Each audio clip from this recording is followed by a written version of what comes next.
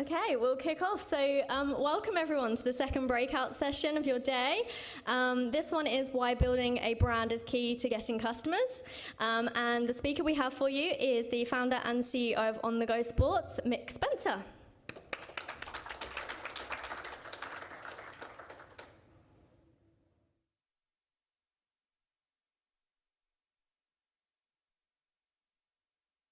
Retailer of custom-made sportswear.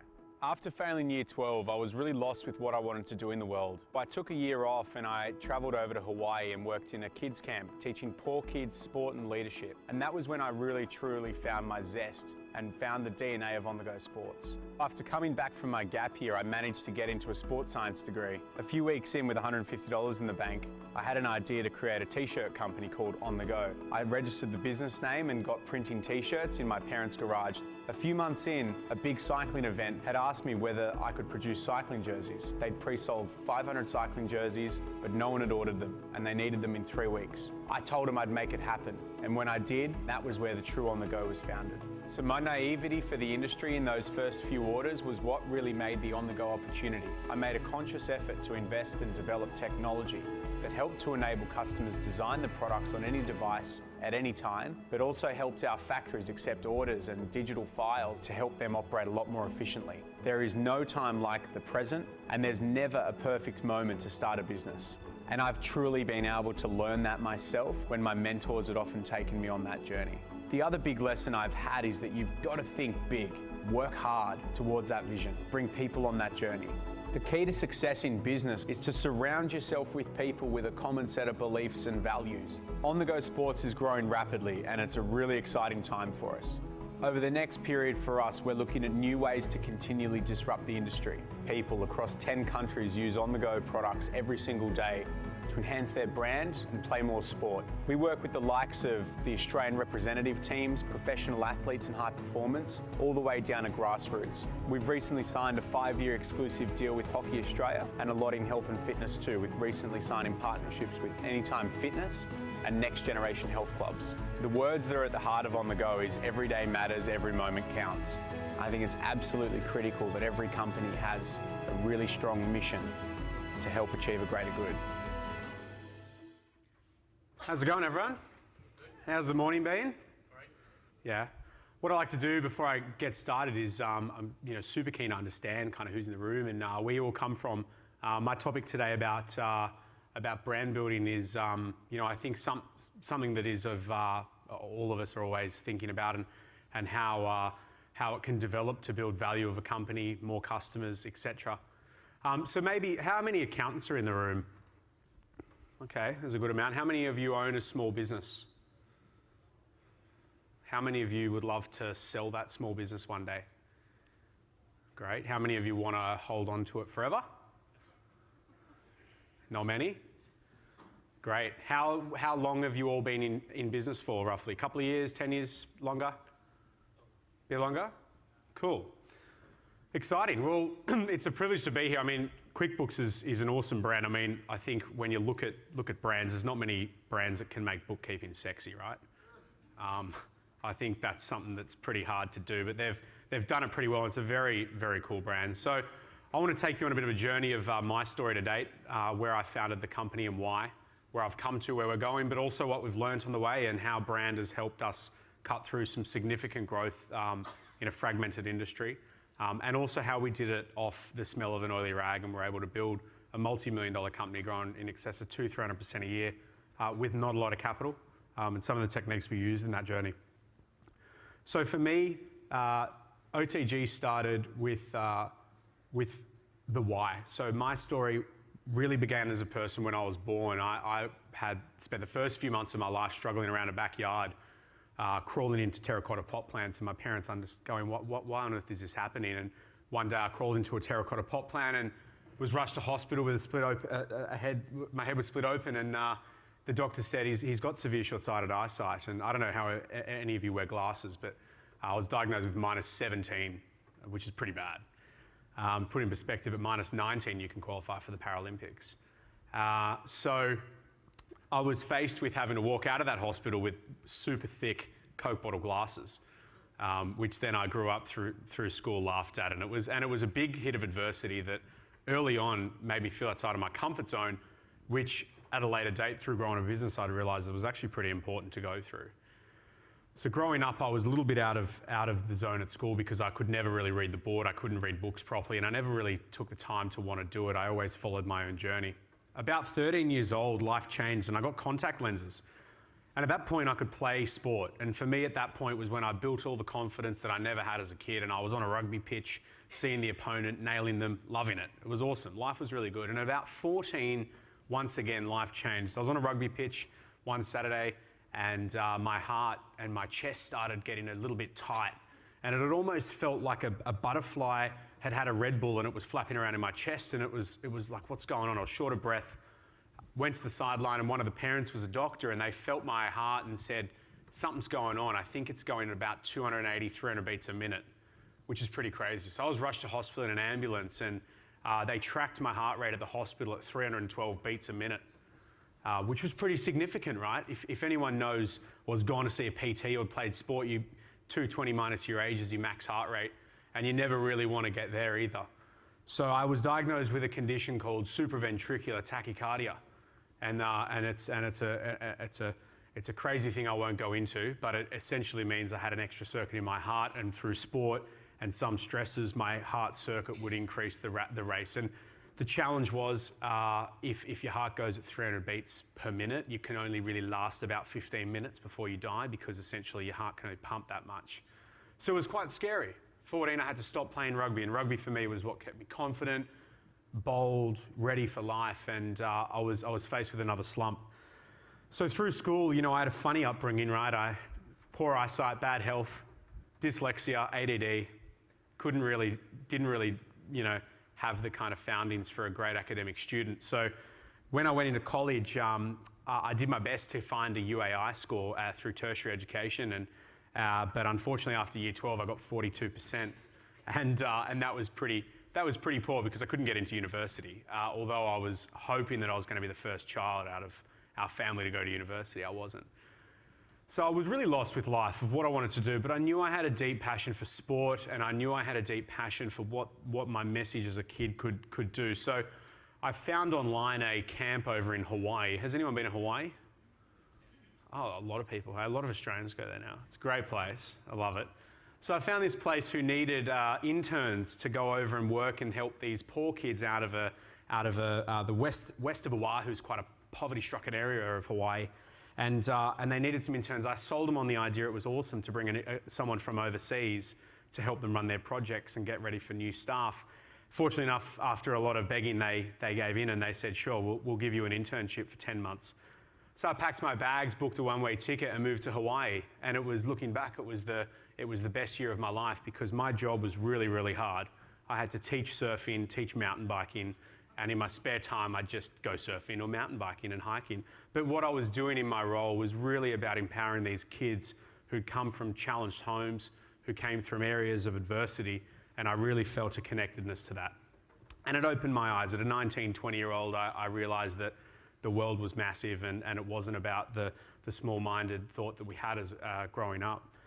When I came back, I was close to 21, and I managed to get into a university degree because I was a mature age student, and they fortunately enough had a few extra spots. Negotiated my way in and started a sports science degree. Through that time and through my upbringing, everyone had always called me Mick on the Go. That was always my nickname. And I had this idea in the third week of university to start a t-shirt company, and I thought, well, it happened because I was involved with some small sports teams, and they needed t-shirts printed, and it was always a difficult process. So I had $150 in the bank. That was a lot of capital, and a business registration was $142. So who's the accountants in the room? How much money do you reckon I had left? So I had $8 left after registering this business name, and I started printing t-shirts. I'd outsource it to competitors now and work with them, and I was offering this incredible service. But for me, while I was at university, it gave me purpose. All of a sudden, I had a business. I set up a 4 square metre garage operation, as you can see here, high-class headquarters in my parents' garage, dangling the phone out of the window to try and get internet. When I wouldn't get it, I'd run to the front of the house, get Wi-Fi, send and receive emails, run back. But it gave me something, and it gave me something to happen. After about 3 months while studying and getting this business off the ground, I had a call from a really big council, real serious council, and they'd heard of me through someone who I'd done some t-shirts for. And they'd pre-sold 500 cycling jerseys for this big charity ride. The problem was their procurement manager had left the organisation without ordering them. So they had all these customers who'd pre-sold these jerseys.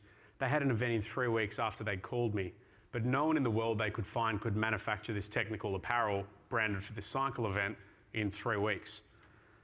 They called me one afternoon, it was about 4 o'clock, and said, Mick, we've been referred to you by John, and he says you manufacture clothes.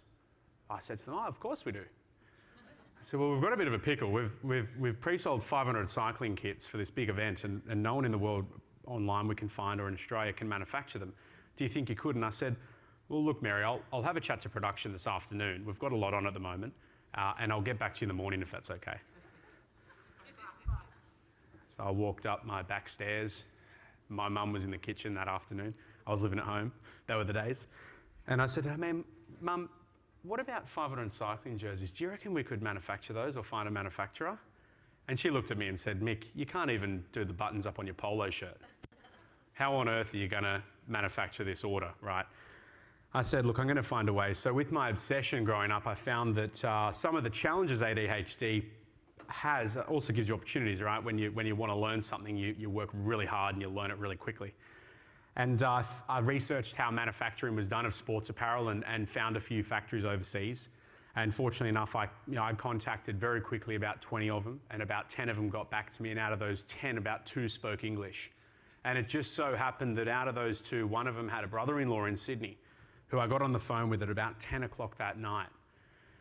And I told him about this order, and he said, look, our standard production time is 5 to 7 weeks, and you have to sea freight everything. You're absolutely crazy, right? We can't do it. And I said, well, how can I help to make this happen? I realized there was a lot of middle pieces in this industry, and I guess my naivety for the industry, not coming from a fashion background, from a manufacturing background, was in the customer-facing eyes. How can I solve this customer's problem?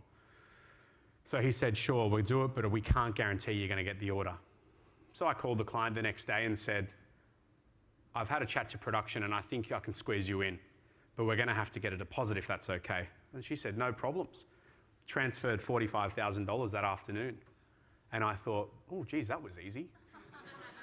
And I also thought, hang on, now the real work begins. This is a serious thing now. This isn't. Now back then, I had to learn everything. I wired money to a factory I'd never met. I had to learn about the art of manufacturing clothes, which seems easy but very difficult, and work with a factory who I had a lot of faith in the process, understand duties, taxes, Australian standards, all of these things. But I always believe that when there's a huge problem and if you can build a model that solves it, you're going to build a great company. Long and short, I spent that 3 weeks obsessed with the process. And 4 a.m. on a Saturday morning, the goods had arrived at DHL at Mascot. I picked them up in a little Ford Laser I had that I literally didn't have any faith could get to the event from Sydney. And I delivered the goods 30 minutes before the event started. And it was game changing. And for me, everything made sense on this day. And I'll touch on that now. So it was all about the passion, and when I run businesses and I invest in businesses or grow businesses, I'm always a believer that great brands start with 4 Ps: purpose, people, planet, profit. And for me, with my upbringing, I was really connected to the why. So for me, I'm all about purpose. Why does your company exist? And what is it doing to create a greater good or better outcomes? I'm all about people. So for me, it was about how can I connect people together? And that was in the business, but as well as our products. We were building products, and we build products that connects people through teams, through businesses, through groups.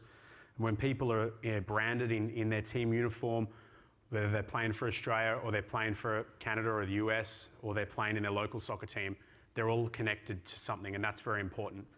The planet, I'm an adventurer at heart, and I'm always very passionate about how can we build businesses that are doing greater for the environment. And as the growth of our company, we're very much focused on this through recycled fabrics, recycled inks, etc. And then profit. How can a business be very profitable and inevitably have a long-lasting legacy with a strong enterprise value? So 4 Ps are always at the balance of it. And I guess the big one for me started with why, and I think that, I haven't played the video or anything, but we've probably all heard of Simon Sinek, and he did a really good keynote on this. And if you haven't read it, I would really suggest that you buy the book, Start With Why. It's fantastic. And he really focuses on that the great companies out there always were founded upon something that was actually bigger than what they do. And for me, that was about how can I build a company that is getting people into sport, that is getting people active and giving back. And through the growth of On The Go, we've made a super strong focus of this through our 1-for-1 initiative, where every order placed with us, we take a portion, and every quarter we expend out that in money and goods for philanthropic areas. So we work currently in about 32 villages in the Kimberleys and the Pilbara of Western Australia. And we have charity organisations that apply for grants, and we fund them in cash, but also in goods to help get more of the underprivileged areas into sport of Australia. So for where OTG is at today, so we're almost 5 years old. We've managed to build quite a reasonably sized operation now. Employ about 25 staff, multi-million-dollar turnover. This financial year will close at about 200% growth on last year. Next year we're forecasted for about 250% in a very aggressive growth phase, and it's because we've built a really good supply chain, a really good model, and we're really making sure that everything we do is making the customer have fun and love what they do. So we have two key parts of the business. We work with very big brands. So we kit out a lot of the AFL umpires that run around this oval. They're in our kits. Some pro teams in Australia and overseas are in our gear. And we also work with a lot of corporates through their corporate wellness programs. And that's the bigger end of town. But on the smaller end, we work with about 12,000 small teams and businesses who predominantly come on our website, and they want to be able to order kit really customized for themselves and have it very fast. And over time, we've built a lot of technology that enables that customer at their fingertips be able to build products really easily. Because this industry, I don't know if any of you have ever ordered uniforms before, but it's quite a pain in the butt. So we're very much focused on that. On the flip side of that, we've also built technology that helps our factories operate a lot quicker as well. So when someone designs and orders an item this morning, our factory would have got the order by lunchtime, and they're already making it this afternoon, not a 2-week, 4-week delay until they start. And when we deliver to our customers, we want to make sure that we're delivering on time in full. For me, it was always about how can we build a company that not just builds a great brand and great experience, but really changes the industry. No one in teamwear or uniforms has really done anything over innovative in the last kind of 20, 30 years. It's still very much a back of suburbia type operation. And for us, we understand that the customer's everywhere. So we've built a lot of really cool proprietary software where people can do this online themselves in our 3D builder, upload all their logos, change all their colors, get a really great experience. And we don't set the trends, the customer sets the trends, we just listen to that, and then we build products and models around them.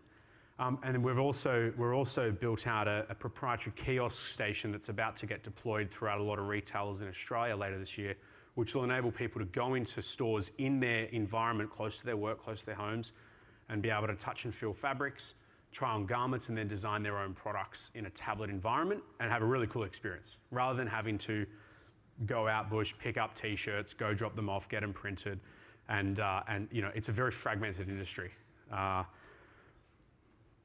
So I guess some of the things that have been very important in us building the brand has been about the connection to me and my story and what we personally stood for. How can we build a brand that really impacts the fake it till you make it? How can we build a brand that looks big when we're small? How can we build a brand that's universal? It opens us up to things that we may get into in time. We've recently thought about opening our own courier service because couriers are really hard to deal with in Australia. And we spend that much money on freight that we've almost thought, on-the-go couriers make sense. For me, that was always the whole ethos. That's when I started On The Go. We never really knew what we'd do. And I think it often takes maybe 5 years to really harness that niche. But we always made ourselves sure we focused on opening ourselves up for the future. So the interesting thing, I've got a mentor, personal mentor of mine. I'm very lucky. His name's Hap Klopp, and he's an American. He founded the brand The North Face. You've all heard of The North Face? So he's a very inspiring guy, Hap. He lives in a treehouse in Berkeley, still. right? Founded the North Face, like he's very eccentric. Hap's whole vision when he started the North Face was to get people further into the forest. That was it, real simple. Hap didn't care about selling lots of jackets or pants or tents. All he wanted to do was get people further into the forest, because he knew that when people were further into the forest, they became a better version of themselves. Now, this is a guy who founded this. Now, what he did, he used to go recycle airplane aluminium and turn it into tents so people could go further into the forest. You know, he used to take parachute material and was one of the first pioneers of ripstop nylon jackets and track pants so people could go out and have a stronger waterproofing product.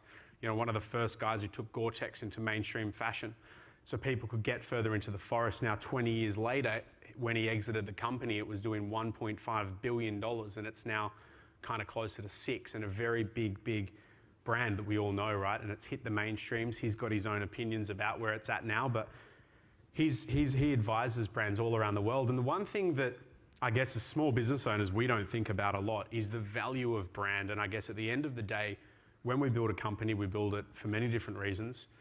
But the statistics show the stronger the brand in every industry, the bigger the outcome from a commercial dollar point of view as well. So there's some interesting statistics here. This is predominantly across apparel and product, but it's also very much linked into a lot of other industries as well. Currently, private label type operations are valued at an average about half their sales when they exit. Tired brands, boring brands are lucky to get about 1 times sales. Now, emerging, up and coming, fast growth, 5 times sales. And lustful, beautiful brands. Now, in my opinion, some brands on various stock exchanges and various transactions are overvalued, but you know, the people who exit them at that point, I don't think have problems. But statistics show the stronger the brand, the stronger the exit, and there's commercial benefit there. So I really believe now, more than ever, building a brand as a person, a personal brand as well as your company brand, is very, very important. And I often think it's left too late. People don't spend the time on it. Now, the great thing about brand is I really believe that it actually provides an annuity of sales. We live in a world now where things are more competitive. There's way more alternatives on the market. It's a very clustered market in all industries, not just accounting, not just clothing, not just chairs selling, everything, right? We live in an era where it's all about the customer, and customers have more choice than they've ever had and more opinions than they've ever had as well. But building that strong brand really ensures that strong opportunity for recurring repeat revenue, which we all like in a business. So some of the things that have worked quite well with us as we've grown. Now, I often will touch on, I don't believe our brand is anywhere near where it'll be in 5, 10, 15 years, but some of the things that have really helped us in our growth is how we can build my personal brand attached to the company. And it's funny, I'll show you in a slide in a second. I was lucky to speak with Richard Branson about 18 months ago in front of 4,000 people, and then I got to spend a day with him. And I said to him, I said, Mr. Branson, I said, what's one of the greatest marketing things that you say that Virgin's done or you've done, and what tips could you give me? His whole thing was that he's the best ambassador for Virgin, and it's always been so cheap for them to do it. And it's quite interesting. So, you know, there's arguments about, is Richard Branson's brand bigger than Virgin, you know? But what he said was, you know, I've struggled to find ambassadors for my brand that portrayed the view that I want. And I guess, you know, that's quite interesting. So there's an opportunity in the social world we're living in, the online world, around tying you as the CEO or the business owner or the founder or even an executive, and how that can actually link to build the commercial value of your company. So as we grow, we really are focused on trying to learn as much as we can, because every new level has a new devil. That's what I always say. So every time we double, things change, things break. You just go into a whole different ballgame. So one of the things that we really spend a lot of time on, and we do this in a number of ways, sometimes by just purely understanding the data, making sure you're getting the right data sets in your business to understand it, because without that, you're not going to be able to do it. But surveys with customers, really understanding what your customer actually cares about. Because for me in the early years, I thought it was all about, in my industry as an example, was all about making sure that we kit out the best teams in the industry. Because if we do that, then people will have a lot of trust and they'll buy more of us. What we learned when we went through surveys and really understanding our customer more and more, and we have profiles. If you ever walk into our head office, we've got like literal profiles of our customers. We know that the volunteer teamwear customer is a 38-year-old mother who sits with her wine on her iPad at 8 o'clock at night. We know the customer that buys our uniforms for various things, and we really focus on that, but we also really focus on what do they actually care about. And we found that really only 50% of our customers actually care that we're a reputable brand with high performance endorsements and we kit out professional athletes all over the world. 50% more just want to have the problem solved. So I think when building brand, there's always got to be this push and pull around, you know, the key endorsements you have in various things, and I think it's as relevant in accounting. Maybe you've got some really great notable clients, which some people go, okay, I understand that they work with big clients, but everyone's got a problem, and if your business is built around solving those problems, that's really key, and that's been really beneficial for us.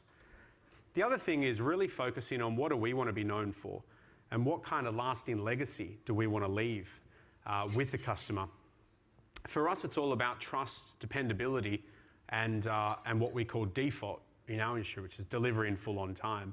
Our industry is notorious for over-promising and under-delivering. And for us, when my 12,000 teams around the world need their gear on a Friday because they've got games on the Saturdays, it's very, very important, because it may just be that third grade junior side who's made it to the team for the first time, or it may be professional athletes who are walking on the pitch representing Australia. But in the past, it was a very fragmented, it's 2 weeks late, it doesn't matter. So we've really made sure we shake that up, and we want to be known for that trust, dependability. So some of the things I've learned personally that I think hopefully we can take from building the personal brand is what are the things we can do? And I always say this is on a bootstrap budget, because everyone struggles with budget. And in brand and marketing, there's a lot of voice out there, and there's a lot of experts. There's a lot of, you should do this, you should do that. Exposure's everything. Some of the things that have actually delivered significant results for me and the company is publicity. I don't know, does any of you guys watch Shark Tank? Oh, that's cool. I don't know if you watched it last year. I was on the first episode, and it was funny because I wasn't going to go on there. I know Janine Ellis from Boost Juice, and she recommended I went on, and I thought, no. And then I looked into it. I said, okay, great. I'll go on there. And we pitched. We were lucky to get double the money we asked for on the show. And it was a very controversial pitch because I said no, and I said yes, and negotiated, and all of that, and it was good, but it generated incredible publicity. Like, I'm talking 450,000 hits to the website in 4 days, about $130,000 of sales in 24 hours, 15,000 new qualified lead signups, like super big. Now, it took a day of planning and a day of execution, and then all the stories that flowed from it. And then after that, we were on this, what was that TV show where they film people who are watching TV? Gogglebox, that's right. I think that TV show's crazy. But anyway, we were on there, and there's repeats, right? And this is the thing. I've had a lot of small business owners and things have come to me in the last year about advice and stuff, and I've said, you've got to get on Shark Tank. That's just one example. It's not easy to go on Shark Tank. Not everyone can go on Shark Tank, but publicity around, are you talking about everything you're doing? You know, one of the things that we always did, journalists are looking for stories left, right, and center, right? Because news is pretty boring. It's pretty dull. People want a good news story. So are you talking about the new clients you've signed? Are you talking about the new hires or the new partnerships you've formed? There's a lot of this stuff you can do as business owners that, you know, really, really help, right? Publicity online in the way of journalism is great because it's really good for your SEO, which is great for your website. Drives organic traffic, and when it's coming from good qualitative media sources, it's very, very good for your ranking of your site. Which leads to that speaking. Things like I'm doing today. Is there certain topics that you're very passionate about that you would have the confidence to be able to go out and deliver talks about, right? People really enjoy hearing from people who have been there, done that. I know for me, I love hearing people who have been there, done that, because it just makes it a lot more real.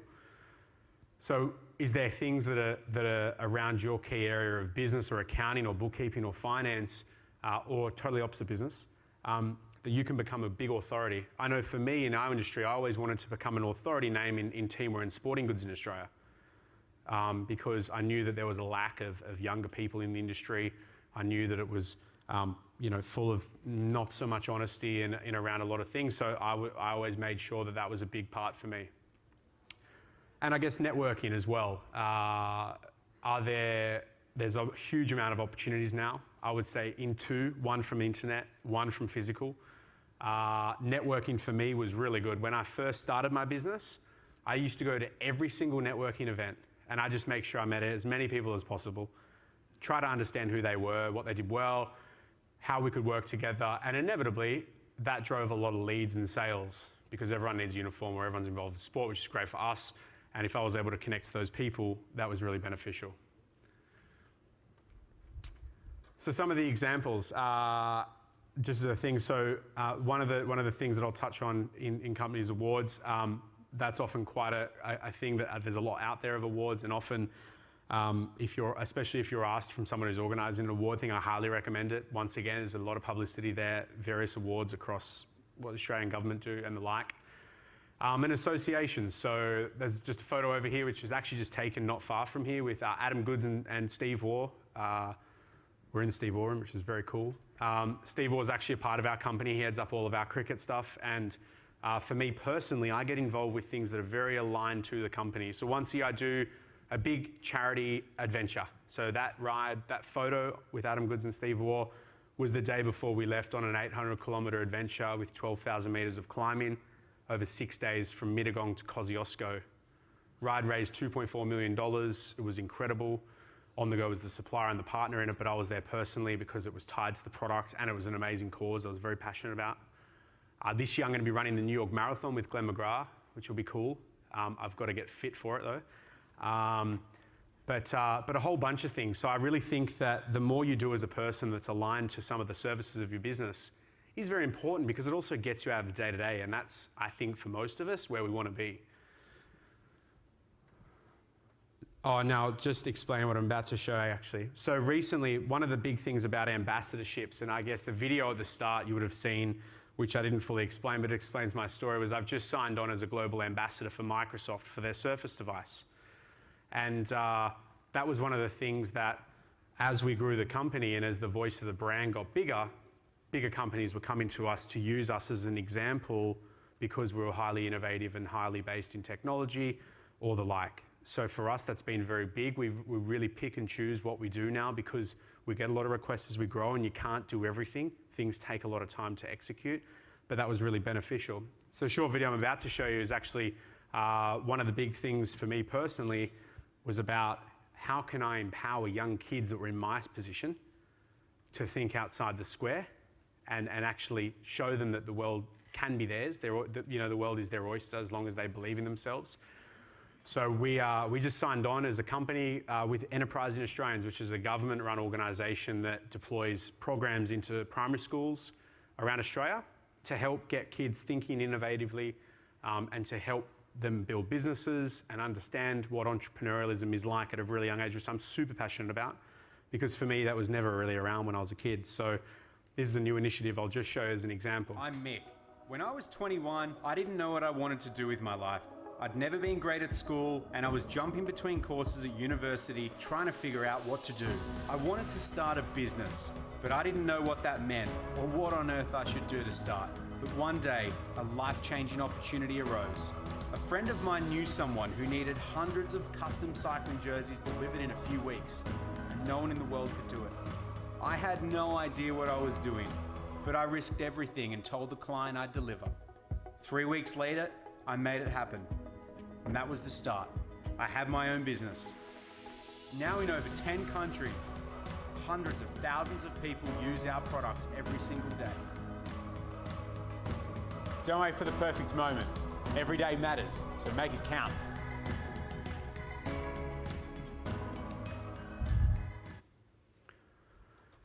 So tying in from that, a lot of these alliances are actually not that out of reach for us. And I would say one of the biggest things from a company brand that's helped us is strategic partnerships. You could call it faking it till you make it, or you could call it, strategic alignments. But one of the big things that we found early on that I think actually everyone could probably do is working with bigger brands and then really marketing that. So for us, dealing with big events like Ironman or big pro teams, it's often very hard to be able to exploit their license and market that. So we would find areas where we could add significant value to them that they needed from us, and in return, we were able to market that brand. So I mean, as business owners, how much contra work do you do, right? There's a lot of those hours that you might be giving people free advice or working with someone that, as an accountant, you may not be billing. But I think the thing we lack often is we do that, but we don't talk about it. Or we work with organizations, but maybe don't promote it. And I think that maybe that's because we've had lucrative businesses where we don't want any more customers, but things are changing pretty quick. And there's a lot of choice out there. And I think that one of the things I heard earlier from someone from QuickBooks about accountants and bookkeepers, I said, why are they coming to these events? Why are they trying to network? Give me your thoughts. And he said, because accounting and bookkeeping used to be a word of mouth thing, and now it's changing. There's a lot of choice out there. So we all need to, and this is in every business, word of mouth is very, very different as it once was, and we need to be at the forefront of that. So I spoke more about awards. That's been very beneficial for us, and it was about reaching new audiences and talking about it to existing customers to really reinforce that reputation that we're building. And the internet. I mean, one of the biggest things we can control in our business is the way we look online. And I think we would be scared if you understand the amount of different people that hit your website that you may be losing or may research you. I mean, we live in a world where people can find out everything about you in the space of minutes if they want. And I know some of us don't want to grow our businesses, but I know a lot of us do. And the internet's actually something you can really control. So I mean, by way of hands maybe, like how many people here understand Google Analytics? Reasonable amount. How many people have a login for their Google Analytics account? How often do you check it? When was the last time? A while ago, yeah? So I mean, for me, I check my analytics every day. I checked them at lunch because I knew that we grossed $12,000 online this morning. And that was important because we've got a lot of marketing campaigns. We live and die by it because we can control it, and it's data, right? And data doesn't lie. And I'm a pretty data-driven person now because the amount of data outputs that we can get online for our business, for our customer, is super important, and you can do a lot with it. I think not a lot of people in small business have that time to be able to step back and look at who is their customer. What do they look like? What age are they? What income are they? What time of day are they hitting our site? What are they searching for? What are the most clicked pages? We've got screens around the office with thermometers on our various landing pages around where people are clicking, how long people are spending, are people scrolling down, are people scrolling up? Because it's a significant business if you understand the unit economics of how online can work. And I know for a lot of people it's not relevant, but it's becoming a lot more relevant as we grow. So here's just a bit of an example of some affiliations. As I said, for us it's about volume now, and we're very lucky to be working with some significant names in our industry. And for most companies in our industry, it's quite, we've got quite a funny story in our industry because most of the companies who have started in our industry have started with millions of dollars in the bank. And we started with $150 in the bank. I bootstrapped the company for the first 3 years to just under $1 million of revenue before we even went for a capital raising. And I think that it shows that in 2017, if someone kind of as young and dumb and naive as me can build a company with nothing, that there's a lot out there that we can do, and creating brand is super integral. So one of the things I'd like to finish with around the things that we can ask ourselves in our business that are very, very important goes back to what I really started on, which is at the heart of your organization, why you're doing it. At the end of the day, we all started a business for a reason.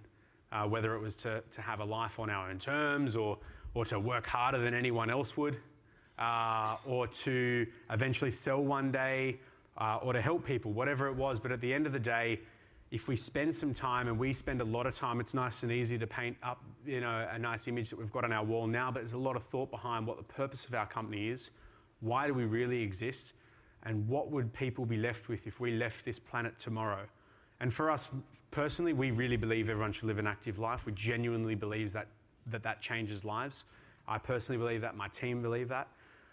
And it's important about understanding your mission and your vision, and then really making sure that people in your organization know that, and people outside your organization know that. And you'd be surprised how many people get in touch with your brand without you knowing. I mean, I've put there a few communication channels in your, you know, through online, and then your company network. Keeping consistency is super important. I mean, I think we've got a really good example of that today with Intuit, you know, like a conference at a heritage cricket ground, yet branding is so schmick. I'm sure it costs a lot of money, but it's really nice. But there's small consistencies you can do, you know, and we haven't had an awful big budget to be able to generate the channels that we've done with this. So, and then really defining your values, and then making sure that they are genuinely connected to the organization and you live and die by them. I mean, we have this painted on the wall. We have it in every room of our office, every employee, contractor, everyone is trained up on this, and it's very, very important that they live and breathe the same ethos that I did when it was just me in the garage, to now as we grow the team and the company, but you actually care about it, and that's the difference. So I'd love to finish on that note, and we've got a few minutes left before we've got to get on to the next session. So happy to take any questions or any discussion points. I know it's possibly a lot to take in, and I hope you've enjoyed my story so far. Yeah, without further ado, thank you very much for having me.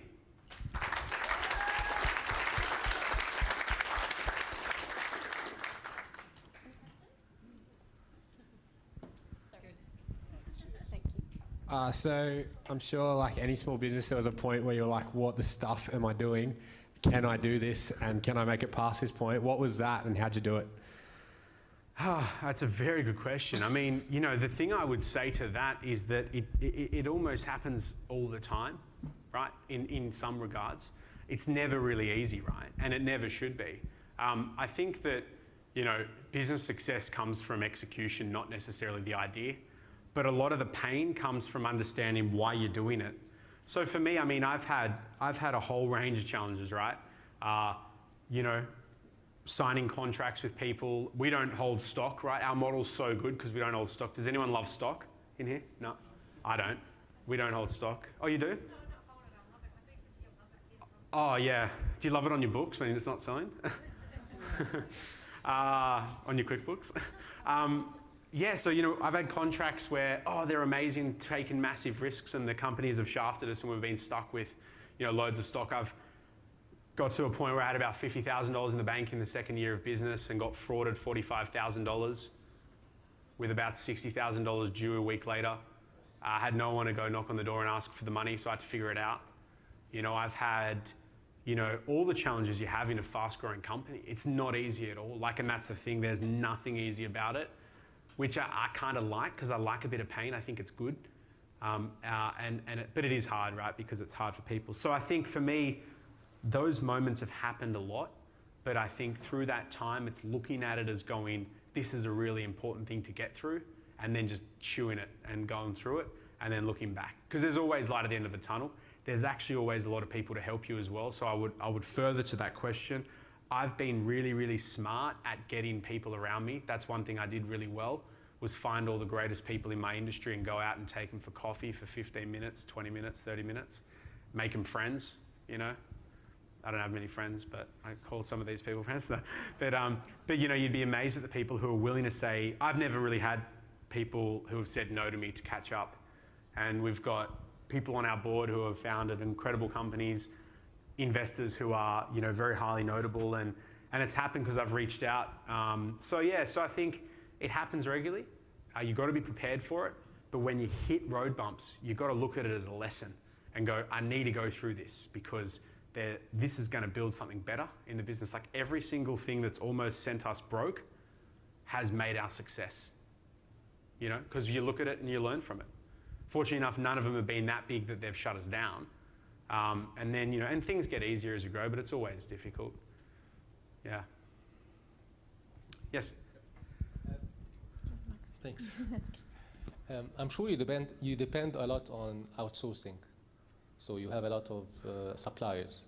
How can you transfer this enthusiasm that you have to them in order to deliver on time, to have the same culture you have? Sure. Yeah. So for us, it's about finding suppliers and partners who are the right fit, and that comes from understanding who we are, and then empowering that. So for us, we do a lot of manufacturing in China, overseas, a bit in Australia. And that factory I told you about in the story that accepted my first order, they just bought a stake in the company. They're still our biggest factory, and we've helped them grow their business, and they've helped us grow ours.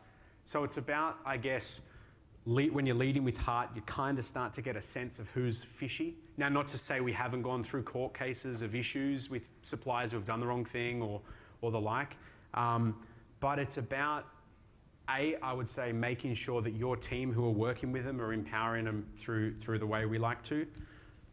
B, doing it yourself. I mean, for me, our manufacturers in a company like ours, they're like our developers, you know, your biggest asset and biggest risk. So for me, I'm in China twice a year. I work the floor in our factories for days on end, making sure I visit every single person who's doing dye, cutting, sewing, packing, anything, and they know that when they're on our OTG product, that I've hopefully inspired them that little bit more, and making sure that they align to our values and we're transparent. But yeah, it's not easy and it can be tiring, but you've got to, I guess, go that little extra step, because that little extra step will change the way they think about you or work with you, and that really, you need everyone.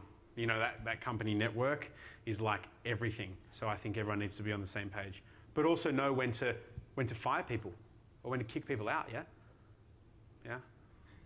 Yeah, so my question was, you're obviously trying to stand out with quality and customer responsiveness from the pack, but how price sensitive are your customers? And what are you doing to keep your prices down to compete against, I guess, cheaper suppliers? Yeah, sure. Yeah. So I think the thing is you can't throw too many balls at the customer. So as much as I'd love to be the cheapest in the world, the fastest in the world, the most socially impact in the world, the most technologically advanced in the world, it's just unrealistic. It's never going to happen.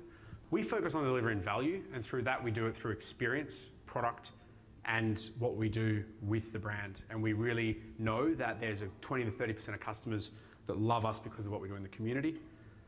There's a good portion that love the experience they have, but then there is a good portion who at the end of the day, your business economics has to weigh up. We're in quite an aggressive growth phase at the moment, so we just make sure that we're tracking how our unit economics work on buying revenue, because inevitably for us it's all about volume, yeah? If I can double, triple my volume every year, I can save 10, 20 points on purchasing, gross margin increases, economies of scale, yeah? So when I negotiate with my team and my factories, because everything we do, we buy fabrics from mills, we do dye run printing, we do shipping, and everything else, right? So if I can triple the volume, I can save on production costs, which means I can continually deliver a value item. But we're in the phase of the company where we're not trying to be the biggest gross profit business. We're in a very aggressive growth period, and we know now after years of traction and trade where we need to sit. We're not the cheapest and we're not the most expensive, but it's just about communicating that value and then understanding the customer, and it changes quite frequently. But I would also say to that, it's knowing when customers are a pain in the ass, and it's knowing the things you say yes to or no to. That's why we built a website that actually automates small orders, because they're painful, right? So someone wants to order 12 pieces, but they want my rep or my design team to make 20 changes before they order it. You can't afford the unit headcount on that one order. So for me, it was about, okay, let's build technology that helps them do this whenever they want, at their club, at the bar, wherever. And then the good thing is we rock up in the morning and we go, oh, we had 10 orders overnight and we've got their money and we've got their details and they've made it. But we're happy to say no to business as well, because you actually can cause a ruckus if you say yes to the wrong business and attract the wrong type of client or customer. You know, so it's, yeah, but it's, you know, it's challenging. It's a competitive market out there for every industry. Hi, you mentioned you've formed a board. What was the biggest lesson learned in selecting your board members? Knowing my weaknesses, yeah. For me, I am lucky enough that I've been able to grow the company to a size where I'm still very, very high controlling stake, so I own 3/4 of the company. The rest is owned by my staff and my investors. So for me, it's about, and I think for any founder or business person, it's the journey of understanding where you're great and where you suck. Fortunately enough, there's a lot of areas I'm real bad at, and I'm happy to admit it because I don't like doing it, but I've learnt it. So for me, I was able to go, my whole strategy was really similar to what Hap's strategy was from the North Face. Spend 4 years doing everything yourself, growing things, learning where you're great, where you suck, pull in the right people on that time because you've done the time yourself so you can lead better. And it's the same with board. It's almost like hiring staff. You got to look at it and go, what do I want from a board? I have a very, very active chairman. So he is very involved in the business. Not daily, but quite well with myself because I report to him and he's very involved with me, but also my 3 key execs. So, and then we have 2 other board members who are industry experts in key areas, yeah? So we have a huge challenge ahead in supply chain technology systems.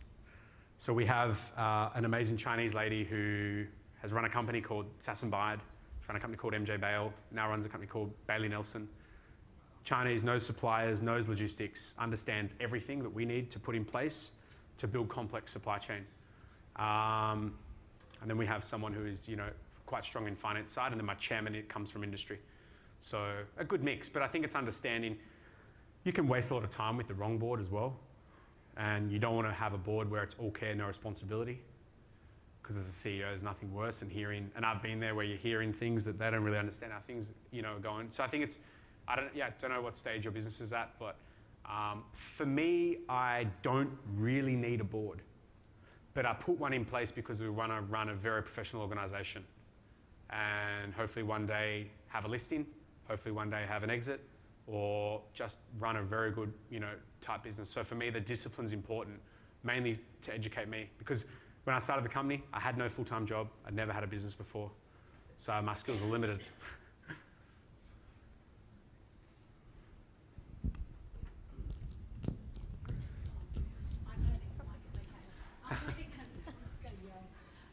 Setting up your own business is quite daunting, as most people in the room would know. Yeah. Yourself.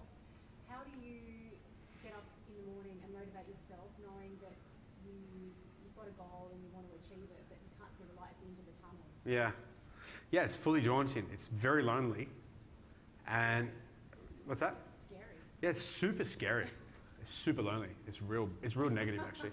But I guess it fully is. I mean, there's nothing attractive, right? Like, who would want to go spend more time working than anyone else to earn less money, maybe, you know, with more stresses, more pain?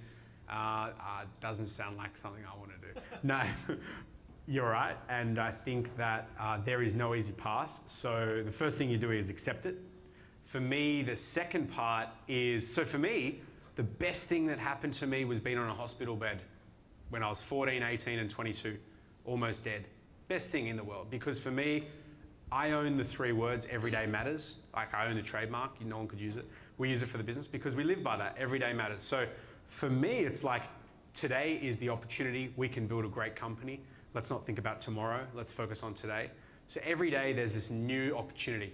Open the doors, open the website, open your life, and just smash that day as much as you can. But it's also making sure that you're connected. I love exercise. So for me, early in the mornings, my morning rituals are really critical. Super early, no matter what time I went to bed. I always wake up at 5 a.m. This morning I was up at 5 a.m. to watch the soccer. My team in the EFL lost, which was annoying. But then making sure you've got morning rituals and you run a bit of routine.